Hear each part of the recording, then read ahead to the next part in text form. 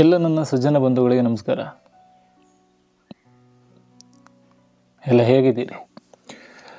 ನಿಮ್ಮೆಲ್ಲರ ಜೊತೆ ಮಾತಾಡೋದಂದರೆ ಮನಸ್ಸಿಗೆ ಏನೋ ಒಂದು ಆನಂದ. ಆದರೆ ಕೆಲವೊಂದು ದಿನಗಳಿಂದ ಇಲ್ಲಿ ವೀಡಿಯೋಸ್ಗಳನ್ನು ಮಾಡಲಿಕ್ಕೆ ಆಗ್ತಿಲ್ಲ. ತುಂಬ ಜನ ಕಮೆಂಟ್ ಮಾಡಿದರು, ಏನು ಸರ್ ನಿಮ್ಮ ಸಂಚಿಕೆಗಳು ಬರೀ ತುಂಬ ದಿನ ಆಯಿತು. ಆ್ಯಂಡ್ ನನಗೊಂದಂತೂ ಸತ್ಯ, ಮೊನ್ನೆ ನಾನು ಕೂತ್ಕೊಂಡಾಗ ನಾನು ಒಂದಿಷ್ಟು ವೀಡಿಯೋಸ್ಗಳ ಬಗ್ಗೆ ಯೋಚನೆ ಮಾಡ್ತಿದ್ದೆ. ದಿನಕ್ಕೆ ಒಂದೆರಡು ವೀಡಿಯೋಸ್ಗಳನ್ನು ಪೋಸ್ಟ್ ಮಾಡ್ತಿದ್ದೆ.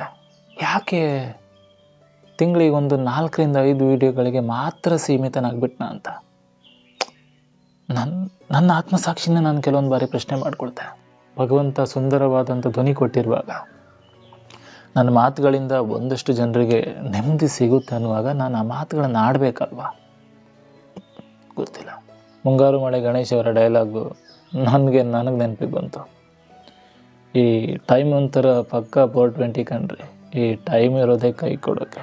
ರೀಸನ್ ಇಷ್ಟೇ, ಒಂದೂವರೆ ತಿಂಗಳ ಹಿಂದೆ ನನ್ನ ಕೆಮರಾ ಹಾಳಾಗೋಯ್ತು. ಅದನ್ನು ಬೆಂಗಳೂರಿಗೆ ಸರ್ವಿಸ್ ಸೆಂಟ್ರಿಗೆ ಕಳಿಸ್ಕೊಟ್ಟೆ. ಆಮೇಲೆ ನೋಡಿದರೆ ಮದರ್ ಬೋರ್ಡೇ ಹೋಗಿತ್ತು. ಅದೊಂದು ಸಾಧಾರಣ ಖರ್ಚು.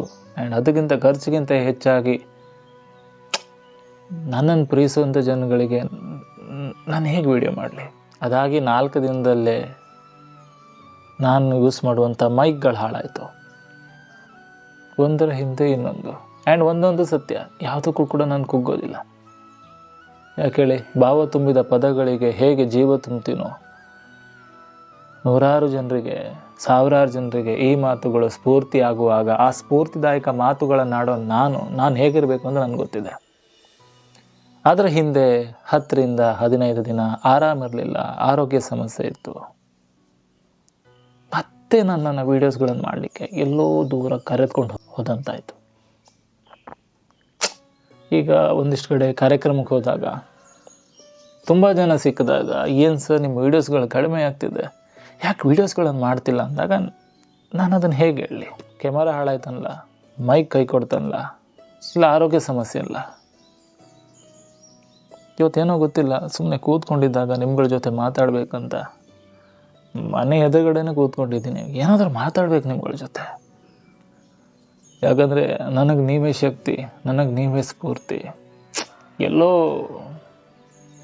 ಈ ನಡೂರು ಊರಲ್ಲಿ ಕೂತಂಥ ಹುಡುಗನ, ರಾಜ್ಯದ ಮೂಲೆ ಸ್ನೇಹಿತರು ಈ ಮಾತುಗಳನ್ನು ಕೇಳಿ ಇಷ್ಟಪಡ್ತಿರಲ್ಲ, ನನಗಷ್ಟೇ ಸಾಕು. ನನಗಷ್ಟೇ. ನಾನು ಯಾವುದೇ ರೀತಿ ಜನರನ್ನು ಪ್ರಚೋದನೆ ಪಡಿಸಲ್ಲ, ಯಾರನ್ನು ಕೂಡ ನಾನು ದಾರಿ ತಪ್ಪಿಸಲ್ಲ. ನನ್ನ ಮಾತುಗಳು ಒಂದಷ್ಟು ಜನರಿಗೆ ಸ್ಫೂರ್ತಿ.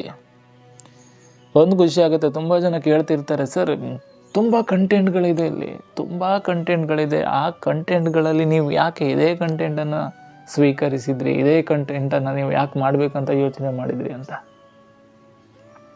ಆ್ಯಂಡ್ ಒಂದು ಸತ್ಯ ಹೇಳ, ಇಲ್ಲಿ ಮಾಡುವಂಥ ವೀಡಿಯೋಗಳಿಗೆ ನೆಗೆಟಿವ್ ಕಮೆಂಟ್ಗಳು ಬರೋದು ತೀರಾ ಕಡಿಮೆ. ಬೇಕಂತ ಹಾಕೋದು ಬಿಡಿ, ಬೇಕಂತಲೇ ಇಂಟೆನ್ಷನೇ ಇವನ ಬಗ್ಗೆ ಮಾತಾಡಬೇಕು ಅಂತ ಹಾಕೋದು ಬೇರೆ. ಹಾಕಿದಂಥ ವೀಡಿಯೋಗಳಿಗೆ ಏನು ವೀಡಿಯೋ ಮಾಡ್ತಿದ್ಯಪ್ಪ, ಇಲ್ಲ, ಅಲ್ಲಿ ಚಿಕ್ಕ ವಯಸ್ಸಿನ ಮಕ್ಕಳಿಂದ ಹಿಡಿದು ದೊಡ್ಡವರ ತನಕ ಆಡೋ ಮಾತುಗಳು, ನಿಮ್ಮ ಮಾತುಗಳು ನಮಗೆ ಶಕ್ತಿ ಸರ್. ರಾತ್ರಿ ಮಲಗಿದಾಗ ನಿಮ್ಮ ಮಾತುಗಳನ್ನು ಕೇಳುವಾಗ ಮನಸ್ಸಿಗೆ ಏನೋ ಒಂದು ಆನಂದ. ಮೊನ್ನೆ ನನ್ನ ಆತ್ಮೀಯರಾದ ಒಬ್ಬರ ಮನೆಗೆ ಹೋಗಿದ್ದೆ ನಾನು ಗೃಹ ಪ್ರವೇಶಕ್ಕೆ. ಆವಾಗ ಅವ್ರು ಹೇಳಿದರು, ಅವ್ರ ಮನೆಯವರಿಗೆ ಅವರು ಪರಿಚಯ ಮಾಡಿಸ್ಕೊಟ್ಟಿದ್ದು, ನಾನು ಬೆಳಗ್ಗೆ ಕೆಲಸ ಮಾಡುವಾಗ ವೀಡಿಯೋಸ್ಗಳನ್ನು ಹಾಕ್ಕೊಂಡು ಪ್ಲೇ ಮಾಡ್ಕೊಂಡು ಕೆಲಸ ಮಾಡ್ತಿರ್ತೀನಲ್ಲ, ಇವ್ರದ್ದೇ ವೀಡಿಯೋ ನೋಡಿ, AK ಶೆಟ್ಟಿ ನಡೋರು ಅಂತ. ಸಾಕು ನನಗೆ ಅಷ್ಟೇ. ಯಾರು ಬೇಜಾರು ಮಾಡ್ಕೊಳ್ಬೇಡಿ, ಯಾರು ಬೇಸರ ಮಾಡ್ಕೋಬೇಡಿ. ನಾನು ಹೇಳೋದಿಷ್ಟೇ, ಸಾವಿರಾರು ವೀಡಿಯೋಸ್ಗಳಿದೆ, ಸಾವಿರಾರು ಸಂಚಿಕೆಗಳಿದೆ, ನೋಡಿ. ಮನದ ನೋವಿಗೆ ಈ ಮಾತುಗಳೇ ಮದ್ದಾಗುತ್ತೆ. ನಿಮ್ಮ ಬಗ್ಗೆ ಮಾತಾಡೋರ ಬಗ್ಗೆ ತಲೆ ಕೆಡಿಸ್ಕೊಳ್ಬೇಡಿ, ಖುಷಿಯಾಗಿರಿ. ಲೈಫಲ್ಲಿ ಯಾವತ್ತು ನಾನು ಹೇಳೋದಿಷ್ಟೇ, ಮಾತಾಡೋರ ಬಗ್ಗೆ ನಾವು ತಲೆ ಕೆಡಿಸ್ಕೊಳ್ಬಾರ್ದು. ಎಷ್ಟು ಜನರ ಬಗ್ಗೆ ಅಂತ ನಾವು ಮಾತಾಡ್ತಾ ಕೂರೋದು ಸ್ವಾಮಿ, ಎಷ್ಟು ಜನರ ಬಗ್ಗೆ ಅಂತ ನಾವು ಮಾತಾಡ್ತಾ ಕೂರೋದು. ಒಬ್ಬರ ಬಗ್ಗೆ, ಇಬ್ಬರ ಬಗ್ಗೆ, 100 ಜನ ನಮ್ಮ ಬಗ್ಗೆ ಮಾತಾಡುವಾಗ, ಭಗವಂತ ನಮಗೆ ಒಂದು ಅದ್ಭುತವಾದಂಥ ಜೀವನ ಕೊಟ್ಟಿರುವಾಗ, ಭಗವಂತ ನಮಗೆ ಸುಂದರವಾದಂಥ ಜೀವನವನ್ನು ಕಲ್ಪಿಸ್ಕೊಂಡಿರುವಾಗ ನಮಗೆ ಯಾಕೆ ಸ್ವಾಮಿ ಬದುಕೋಕ್ಕಾಗಲ್ಲ? ನಾವು ಯಾಕೆ 100 ಜನರಿಗೆ ಸ್ಫೂರ್ತಿ ಆಗಬಾರ್ದು? ನಾವು ಯಾಕೆ ಒಂದಿಷ್ಟು ಜನರಿಗೆ ಮಾರ್ಗದರ್ಶನಕರಾಗಬಾರ್ದು? ಇಷ್ಟೇ. ಎಲ್ಲರೂ ಕೂಡ ಚೆನ್ನಾಗಿದ್ದೀರಿ ಅಂತ ತಿಳ್ಕೊಂಡಿರ್ತೀನಿ. ಮೊನ್ನೆಷ್ಟೇ ಮಂದಾರ್ತಿ ಹಬ್ಬದಲ್ಲಿ ನನ್ನನ್ನು ಯಾರೆಲ್ಲ ನೋಡಿದ್ರಿ, ಯಾರು ಸಬ್ಸ್ಕ್ರೈಬರ್ಸ್ ಇದ್ದೀರಾ, ಎಲ್ಲಾದರೂ ಕಣ್ತಪ್ಪಿನಿಂದ ನಿಮಗೆ ಹಾಯ್ ಹೇಳಲಿಕ್ಕೆ ಆಗಿಲ್ಲ ಅಂದರೆ ಇಲ್ಲೇ ಒಂದು ಹಾಯ್ ಹೇಳ್ತೀನಿ ಅಷ್ಟೇ. ಭಗವಂತ ಎಲ್ಲರೂ ಕೂಡ ಒಳ್ಳೇದು ಮಾಡಲಿ, ಖುಷಿಯಾಗಿರಿ, ಎಲ್ಲರೂ ಕೂಡ ಖುಷಿಯಾಗಿರಿ ಅಷ್ಟೇ. ಜೀವನದ ಕೊನೆ ತನಕ ನಗ್ತಾ ಇರಿ, ಯಾರಿಗೂ ಕೂಡ ಕೆಟ್ಟದನ್ನು ಹಾರೈಸಬೇಡಿ. ಭಗವಂತ ಸುಂದರವಾದಂಥ ಜೀವನ ಕೊಟ್ಟಿದ್ದಾನೆ. ಎಲ್ರಿಗೂ ಒಳ್ಳೆಯದಾಗಲಿ. ಮತ್ತೆ ಸಿಗ್ತೀನಿ ಅತಿ ಶೀಘ್ರದಲ್ಲೇ. ಎಲ್ರಿಗೂ ಕೂಡ ಒಳ್ಳೆಯದಾಗಲಿ. ಧನ್ಯವಾದಗಳು. ಯಾರೆಲ್ಲ ಪ್ರೀತಿ ತೋರಿಸ್ತೀರಿ, ಯಾರೆಲ್ಲ ಕಮೆಂಟ್ ಮೂಲಕ ನನಗೆ ಮೆಚ್ಚುಗೆ ವ್ಯಕ್ತಪಡಿಸ್ತೀರಿ, ಕರ್ನಾಟಕದ ಕರುನಾಡಿನ ಕರಾವಳಿಯ ಹುಡುಗನಿಂದ ಧನ್ಯವಾದ ತಿಳಿಸ್ತಾ ನಿಮ್ಮ ಕರಾವಳಿ ವಾಟ್ಸಪ್ ಇರೋ AK ಶೆಟ್ಟಿನಾಡೂರು ಕಡೆಯಿಂದ ಮತ್ತೆ ಮುಂದಿನ ವೀಡಿಯೋದಲ್ಲಿ ಸಿಗ್ತೀನಿ ಅಂತ ಹೇಳ್ತಾ ಎಲ್ರಿಗೂ ಕೂಡ ಒಳ್ಳೆಯದಾಗಲಿ. ನನ್ನ ಬಾಯಲ್ಲಿ ಬರೋ ಪದ ಇದೆ ನೋಡಿ, ಎಲ್ರಿಗೂ ಒಳ್ಳೆಯದಾಗಲಿ. ನೀವು ಕೂಡ ಎಲ್ರಿಗೂ ಒಳ್ಳೆಯದಾಗಲಿ ಅಂತ ಬಯಸಿ. ಧನ್ಯವಾದಗಳು. ಕಮೆಂಟ್ ಮಾಡಿ.